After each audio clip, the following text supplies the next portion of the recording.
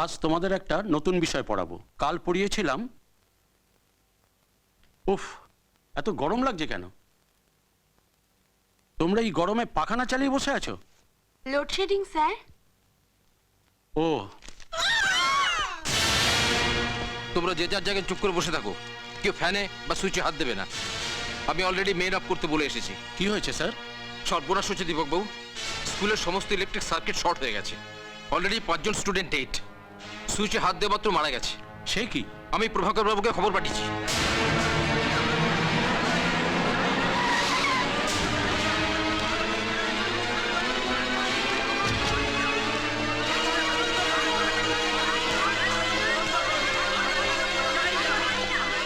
ওদের লনে শুয়ে রেখেছি। ওদের বাবা মায়েদের কিভাবে সান্ত্বনা দেবো বুঝে উঠতে পারছি না।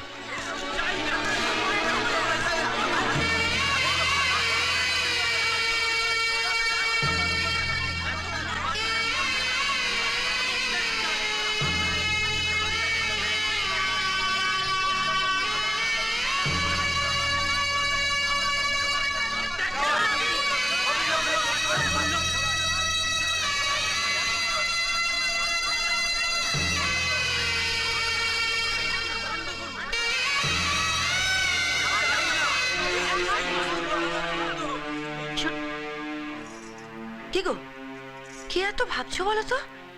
তোমার শরীর খারাপ করবে এত ভাবলে। স্কুলটা বোধহয় বাঁচানো গেল না। এতগুলো বাচ্চা, তাদের বাপমার কাছে আমি মুখ দেখাবো কি করে? বর্দা, খবর আছে, স্কুলে শর্ট সার্কিট করিয়েছে এমএলএ মধু দত্ত। যে হাত নিষ্পাপ শিশুদের গলা টিপে মারে, সেই হাত দিবাকে ডাক। বন্ধুগণ, আজ আমি এখানে যে ভিত্তিপ্রস্তর স্থাপন করলাম, আগামী 1 বছরের মধ্যে এখানেই গড়ে উঠবে এক বিশাল চিলড্রেন্স পার্ক, শিশু উদ্যান। সমাজের দরিদ্র, উপেক্ষিত, অবহেলিত শিশুদের জন্য তৈরি হবে এক প্রমোদ উদ্যান।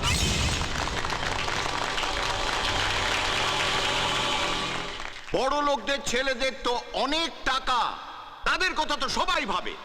তারা সেই টাকা দিয়ে টিকিট কেটে যাক না ওই নিকো পার্কে, যাক না অ্যাকোয়াটিকে, যাক না সায়েন্স সিটিতে গিয়ে আমোদ প্রমোদ করুক না, কেউ তো তাদের বাধা দিচ্ছে না। কিন্তু আমার এলাকার শিশুরা গরিব বলে কি তারা গরু ভেড়ার মতো দিন কাটাবে? না, এইখানে আমার এলাকার শিশুরা বিনা পয়সায় সমস্ত রকম আনন্দ উপভোগ করবে। আমি জানি আপনারা আবার আমাকে এখানকার এমএলএ নির্বাচিত করে বিধানসভায় পাঠাবেন, কিন্তু জেনে রাখুন, নির্বাচিত হবার পর আমি যদি আমার প্রতিশ্রুতি না রাখতে পারি, তাহলে ওই বিধায়ক পদটা ছেঁড়া জুতোর মতো ছুঁড়ে ফেলে দিয়ে আমি রাজনীতি থেকে বিদায় নেব। স্বপ্নে দেখা স্বপ্ন পরি, হাসি তার যোজনা